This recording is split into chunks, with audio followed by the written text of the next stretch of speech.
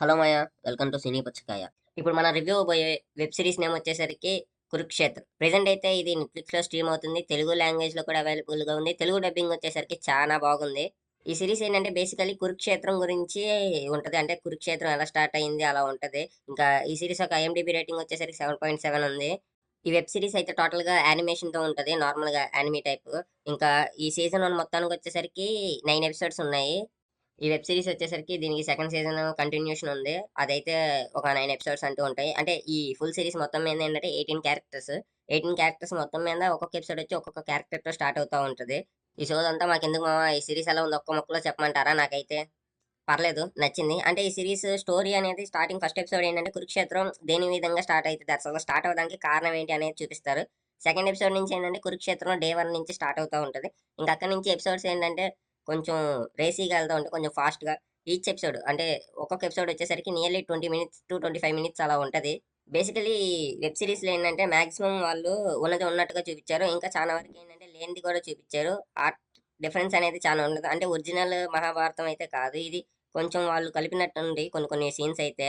మెయిన్‌గా ఈ web series మొత్తం మీద ఏంటంటే యానిమేషన్ అనేది చాలా అంటే చాలా బాగుంది. అంటే ఫైట్ సీక్వెన్సెస్‌లో యానిమేషన్ గాని, స్క్రీన్ ప్లే అయితే చాలా బాగుంది. అంటే ఇప్పుడు ప్రెజెంట్ ఏదైనా ఒక సిట్యుయేషన్ జరిగేటప్పుడు ఆ సిట్యుయేషన్ జరగడానికి కారణం ఏంటి అనేది చూపిస్తారు. ఆ చూపిచ్చే విధానం మనకి ఎక్స్‌ప్లనేషన్ అనేది చాలా బాగుండిద్ది. ఇప్పుడు నార్మల్‌గా ఏంటంటే ఇది చూస్తే మనకి కొంచెం క్లారిటీ వచ్చిద్ది. అంటే కురుక్షేత్రం ఎలా జరిగింది? అందులో ఎవరెవరు పార్టిసిపేట్ చేశారు? పార్టిసిపేట్ చేసే వాళ్ళ బ్యాక్ స్టోరీస్ ఏంటి? అనేది కొంచెం బాగా చూపిచ్చారు.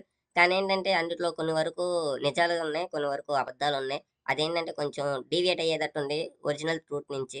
ఇంకా మ్యూజిక్ వచ్చేసరికి వన్ ఆఫ్ ది ప్లస్ అని చెప్తా ఈ వెబ్ సిరీస్ మొత్తం మీద. మ్యూజిక్ అయితే చానా అంటే చానా బాగుంది. ఆ బీజీఎం గాని, బ్యాక్‌గ్రౌండ్ స్కోరు అండ్ వాళ్ళు మధ్య మధ్యలో ఇచ్చే కొన్ని కొన్ని మ్యూజిక్ వర్డ్స్ గాని అవన్నీ చాలా బాగున్నాయి.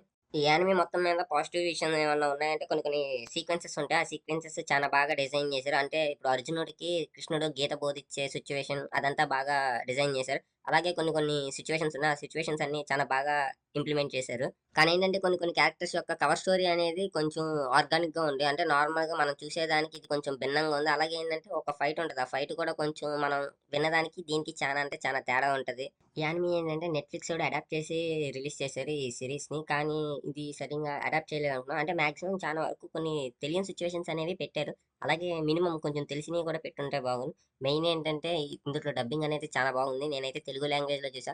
తెలుగు లాంగ్వేజ్‌లో అయితే చాలా అంటే చాలా బాగుంది. అంటే క్యారెక్టర్స్ వాయిస్ ఓవర్ గాని ఎవరిచ్చారో వాళ్ళు ఇన్‌స్టంట్ గూస్ బంప్స్, అంటే నార్మల్‌గా వర్డ్స్ వచ్చేది మొత్తం. ఏంటంటే ఈ యానిమేషన్‌లో క్యారెక్టర్స్ చూసేటప్పుడు నాకు ఇద్దరు హీరోస్ అయితే అనిపిచ్చారు. నాకు తెలిసి కర్ణుడిగా యాజ్ ఇట్ ఈజ్ ప్రభాస్ గారి క్యారెక్టర్‌ని తీసుకున్నట్టు అనిపించింది. అలాగే అర్జునుడిని చూసినప్పుడల్లా మహేష్ బాబు గారు మీసాలు పెంచుకుంటే ఎలా ఉందో అలాగా అనిపించింది. మీకెలా ఉందో కింద కామెంట్ చేయండి. ఇంకా ఈ వెబ్ సీరీస్‌ని ఫ్యామిలీతో చూడాలనుకుంటున్నారా? వెళ్లి చూడండి మామ. ఇదైతే చాలా అంటే చాలా బాగుంటది. ఫ్యామిలీతో అయితే మీరు బాగా ఎంజాయ్ చేయొచ్చు.